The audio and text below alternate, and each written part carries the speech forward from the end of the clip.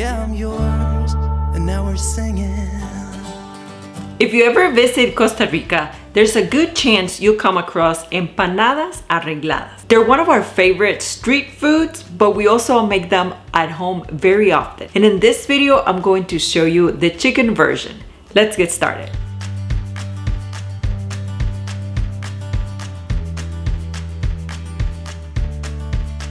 Let's start by cooking the chicken. Add it to a large pot. Add enough cold or hot water to cover the chicken and start cooking it over medium heat. After a few minutes, you'll start to see some foam floating on the surface. I like to remove it by draining all of that first cooking water. This helps remove some of the impurities that rise to the surface and gives us a cleaner tasting chicken broth. Don't worry if the chicken isn't fully cooked at this point. We're going to add fresh water again and cook it completely the second time. Add the garlic, bay leaves, celery, bell pepper, and onion.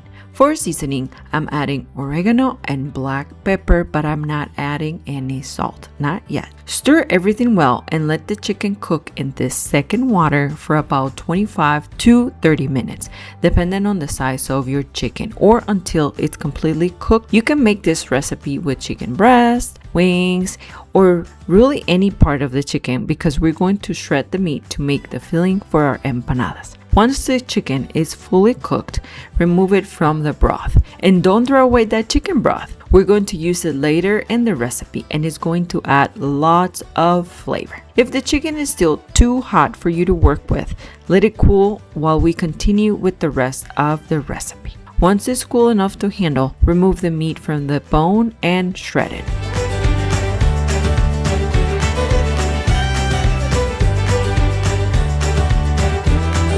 In a hot pan, add the butter and achote, also known as anato. Add the chopped onions and bell pepper and cook over medium heat for about 2 to 3 minutes or until the vegetables have softened. Then add the fresh tomato and finely chopped garlic and continue stirring. As the tomato cooks, it will start releasing some of its juices, which will help keep our chicken filling nice and moist. Once it's ready, add the shredded chicken to the pan and start stirring. We want the chicken to absorb all of those delicious flavors. If you notice the chicken getting too dry, add a little bit of the broth we reserved earlier.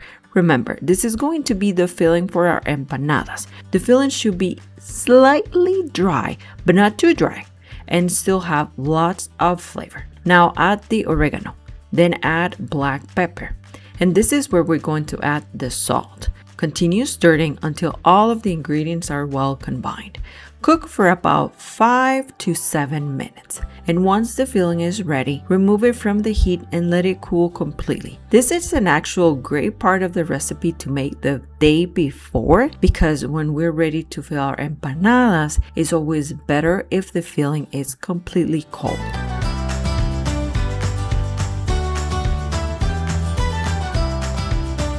The next step is to work on the dough. Add the salt and mix for a couple of seconds. Then add the remaining chicken broth we reserved earlier and start mixing. Unfortunately, mixing with a spoon won't give you the same results here. You really need to use your hands. Just make sure they're very clean and start kneading the dough. This gives you so much more control over the consistency. If you feel any lumps, you can easily break them apart. And if your dough needs a little more water, you can add it as you go. Now, I can give you the exact amount of corn flour and liquid I am using for this recipe, but the amount you need may vary depending on the type of corn flour you're using. The measurements I'm giving you are the base. For example, in Costa Rica, we commonly use nixtamalized corn flour. Nixtamalization, which is a tongue twister for me, is a traditional process where dried corn is cooked and soaked in an alkaline solution before being rinsed and ground. This changes the texture and properties of the corn, including how it absorbs liquid. You can make these empanadas with all different types of corn flour. They're all gonna work, but they will absorb different amount of liquid.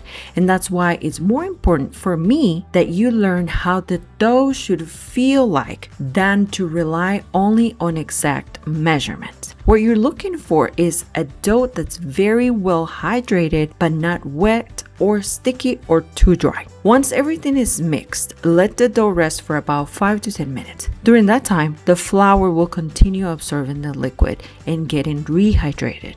After it rests, you'll have a much better idea of whether you need to add a little more water or a little more corn flour. For this though, a good way to know you're reaching the right consistency is when you can form a ball between your hands without the dough sticking to them. We don't want the dough too wet because the empanadas may not hold their shape when we're frying them, but we don't want them too dry either because it can crack in hot oil and all of that delicious filling can start coming out. Once you have a soft, well-hydrated dough that you can easily shape into balls without sticking in your hands, you're ready. And we can start forming our empanadas. To make the empanadas, you can use a tortilla press or you can simply use a cutting board to flatten the dough between two pieces of plastic. I like to use regular plastic bags and cut them into two pieces because it's a little thicker than plastic wrap.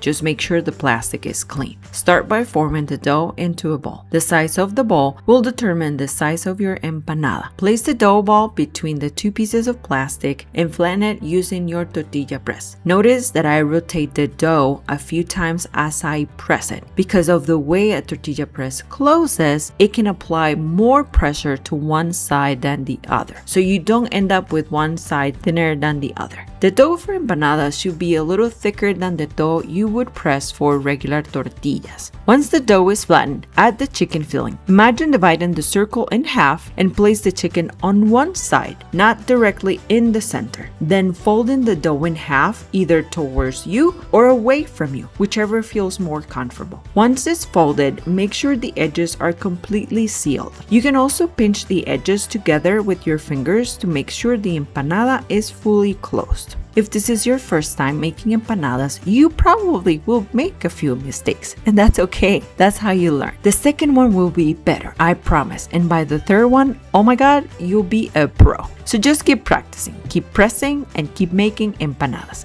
If you prefer to flatten the dough with your hands instead of using tortilla press, you can also do that as well. One more important thing, make sure you keep the edges of the dough completely free of filling. When you fold the empanada in half, the two edges of the dough need to come into direct contact with each other so they can seal properly. This will help prevent the empanadas from opening and then filling from coming out while we're frying them. If you ended up making a lot of dough for these empanadas, you can freeze what you didn't use. You can also freeze the chicken filling separately. I do not recommend freezing the assembled empanadas before or after frying. Fill a pot with oil. I don't suggest using olive oil for this recipe. Either it's extra virgin or not. Heat the oil to about 375 Fahrenheit degrees. Once the oil reaches the right temperature, we're ready to start frying the empanadas. Notice that I'm not dropping them directly into the oil. I lower one end of the empanada into the oil first and then slowly lower the rest. Remember, this oil is extremely hot, and if you simply drop the empanadas in,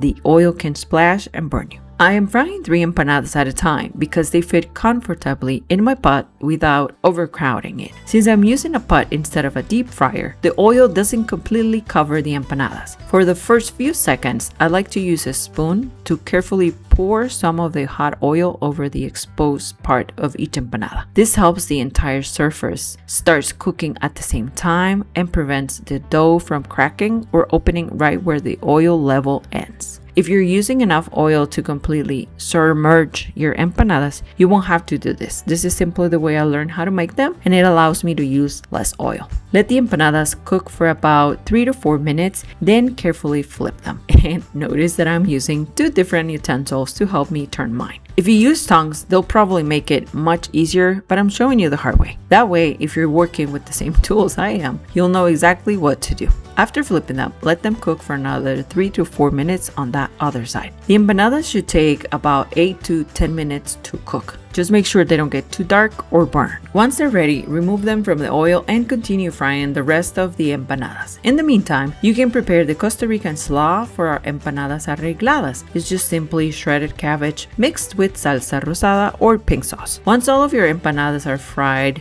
use a knife to cut them open. You can cut them along the round edges or the flat edge. Either way is perfectly fine and doesn't make them any less Costa Rican. Just cut them wherever it's easier for you.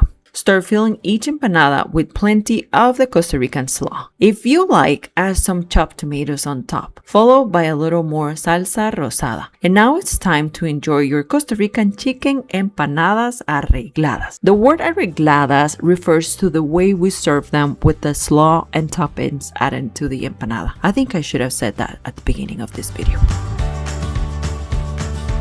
Before you go, make sure to check out my chicken broth and pink sauce or salsa rosada. Both recipes are going to add lots of flavor if you decided to use them in this chicken empanadas arregladas. And I'm going to link both videos over here. Thank you guys for watching. See you next time. Bye-bye.